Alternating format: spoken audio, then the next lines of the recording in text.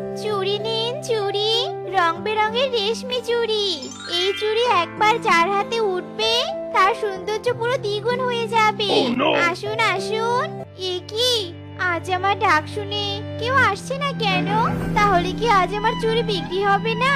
আজ যদি আমার চুড়ি বিক্রি না হয় তাহলে তো আমি আমার মেয়েটার মুখে দুমুঠো ভাত তুলে দিতে পারবো না।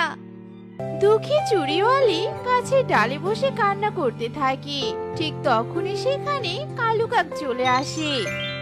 আরে সুখী দিদি যে, এভাবে বসে বসে কান্না কেন করছো? আজ বুঝি কোনো চুড়ি বিক্রি হয়নি?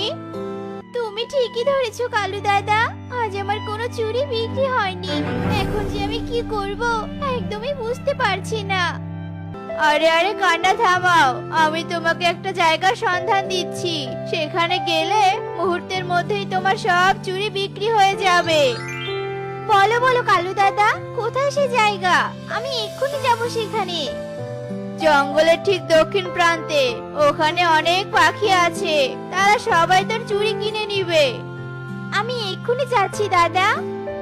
এরপর সুখী পায়রা আর এক মুহূর্ত দেরি না করে কালুর বলা জায়গায় যেতে থাকে।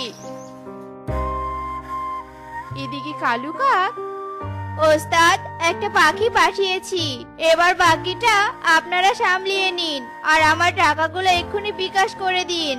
আচ্ছা ঠিক আছে। কালু কাক খুশি হয়ে নিজের বাড়িতে ফিরে যায়। এদিকে সুখী পায়রা ঈগলের কাছে চলে যায়।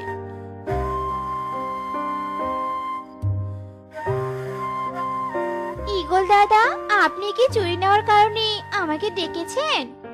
হ্যাঁ ডেকেছি, চল আমার সাথে। আমার বউ তোর এসব চুড়ি দেখে তার পছন্দ মতো চুড়ি নিয়ে নিবে, চল। সুখী পায়রা ঈগলের মিষ্টি কথার ফাঁদে পড়ে ঈগলের সাথে যেতে থাকে।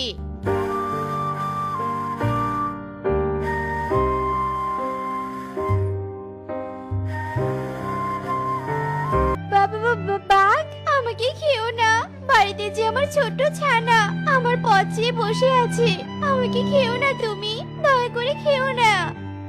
ভয় পাস না, আমি তোকে কিচ্ছু করব না। আমি কোনো খারাপ বাঘ নই, আমি হলাম প্রতিবাদী বাঘ। আমার সামনে কোনো অন্যায় হলে আমি তাকে ছেড়ে দেই না। ঈগল দাদা তো কোনো অন্যায় করেনি, তাহলে ঈগল দাদাকে তুমি কেন খেলে? এরপর বাঘ সুখীকে ঈগলের সব কুকর্মের কথা খুলে বলে। তুমি আমাকে বাঁচালে, নয়তো আজ আমার বাবা হারা মেয়েটা মাকেও হারিয়ে ফেলতো। শোন, এই জঙ্গল